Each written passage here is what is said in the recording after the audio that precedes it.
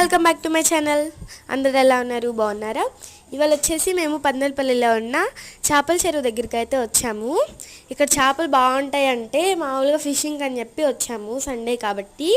మామూలుగా చికెన్కి వైరస్ వచ్చిందని చెప్తున్నారని ఒకసారి ఫిష్ కూడా, ఎప్పుడు చికెన్ అయినా ఫిష్కి ట్రై చేద్దామని చెప్పేసి వచ్చామన్నమాట. ఇక్కడ చూస్తే పెద్ద పెద్ద చేపలు పడుతూ ఉన్నారు. మేము వచ్చేసరికి జిలేబీలంట ఇవి తీసుకోవచ్చు అని చెప్పారు. మేము ఫిషింగ్ చేద్దామని వస్తే వీళ్ళు పట్టేసే ఇచ్చారు. చాలా పెద్ద చేప ఉంది. ఇవన్నీ తీసుకునే బదులు ఒక్కటి తీసుకున్నా సరిపోయిద్ది అనిపిస్తుంది ఈ చేప చూస్తుంటే. చూడండి ఎంత పెద్దగా ఉందో.